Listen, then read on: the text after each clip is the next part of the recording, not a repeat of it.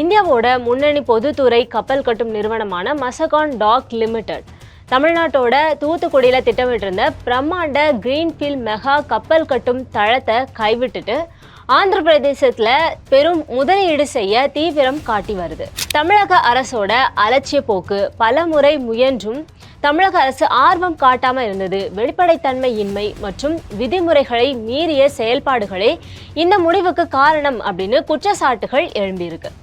இந்த விவகாரம் தமிழக அரசியல் மற்றும் தொழில்துறையில பெரும் சர்ச்சையை ஏற்படுத்தியிருக்கு.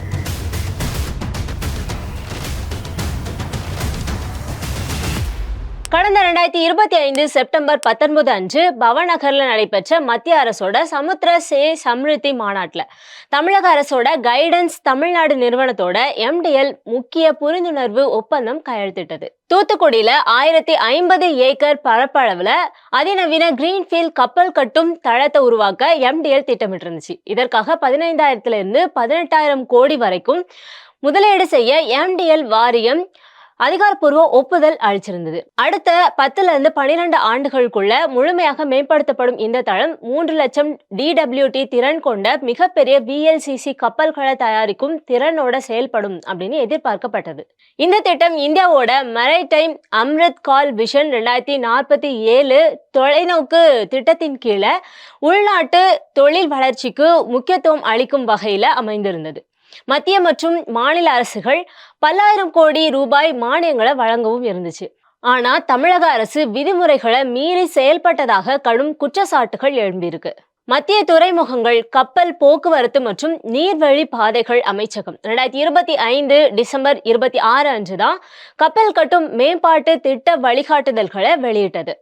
ஆனா அதற்கு 19 நாட்களுக்கு முன்னாடி 2025 டிசம்பர் 7 அன்று மதுரையில நடைபெற்ற முதலீட்டாளர்கள் மாநாட்டில் அப்போதைய முதலமைச்சர் மு.க. ஸ்டாலின் முன்னிலையில தென்கொரியாவோட HD ஹூண்டாய் நிறுவனத்தோட தமிழக அரசு பிரத்யேக ஒப்பந்தம் செஞ்சிருந்தது.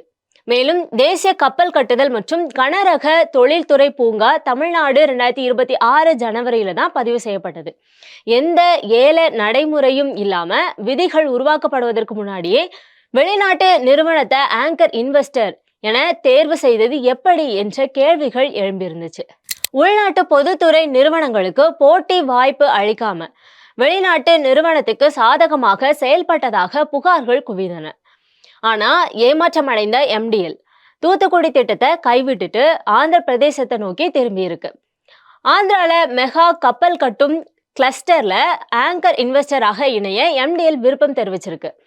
தூத்துக்குடியில திட்டமிட்டதை விட மிக பெரிய அளவுல 29,000 கோடிக்கும் அதிக முதலீட்டை ஆந்திரால செய்ய MDL தயாராகி வருது. ஆண்டுக்கு 1.2 மில்லியன் டன் கப்பல் கட்டும் திறனை உருவாக்கும் சாத்தியக்கூறு ஆய்வுக்கு MDL குழு விரைவில் ஆந்திரா செல்ல இருக்குது. தூத்துக்குடியோட இயற்கையான துறைமுக வசதிகள், குறைந்த உவர்ப்பு, சர்வதேச கப்பல் பாதைகளுக்கு அருகாமை ஆகியவை இந்த தளத்தை இந்தியாவோட முதன்மை இடமாக்குச்சு. ஆனா தமிழக அரசோட செயல்பாடுகள்னால இப்போ இந்த வாய்ப்பு அண்டை மாநிலத்துக்கு செல்லும் அபாயம் உருவாகி இருக்கு.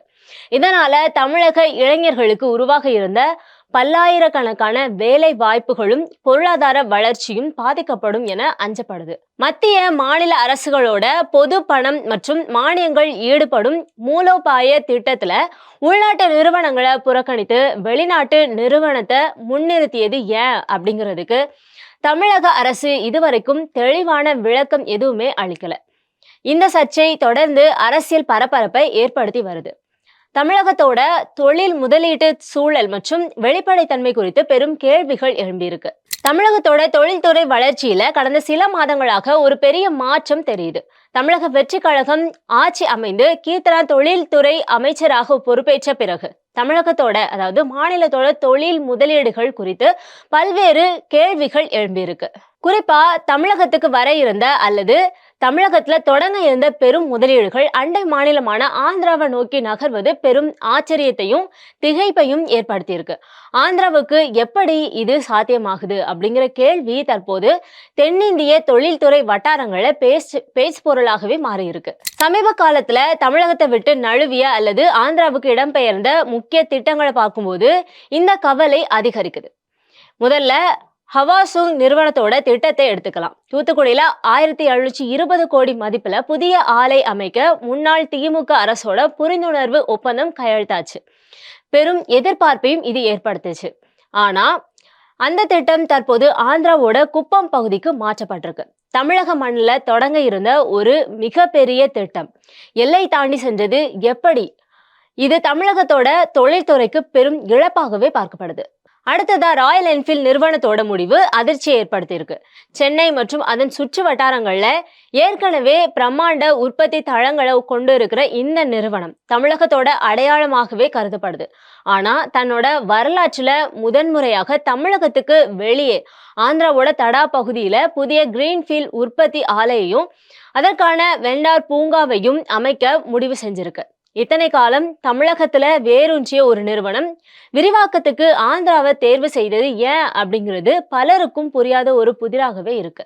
ஹிண்டால்கோ நிறுவனத்தோட 586 கோடி மதிப்பிலான அலுமினியம் எக்ஸ்ட்ராக்ஷன் ஆலை திட்டமும் ஆந்திராவோட குப்பம் பகுதிக்கு போயிருக்கு.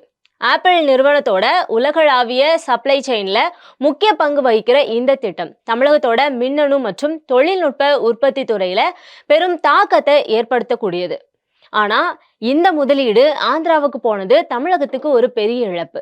இதே மாதிரி பிரீமியர் எனர்ஜிஸ் நிறுவனத்தோட பெரிய சோலார் உற்பத்தி திட்டம் முதல்ல தெலுங்கானால திட்டமிடப்பட்டு அதுக்கப்புறமா ஆந்திராவோட நாயுடுபேட்டைக்கு மாற்றப்பட்டிருக்கு. தமிழகத்துல இருந்து நேரடியாக இல்லைன்னா கூட அண்டை மாநிலங்கள் அனைத்தும் ஆந்திராவை நோக்கி ஈர்க்கப்படுறது குறிப்பிடத்தக்கது.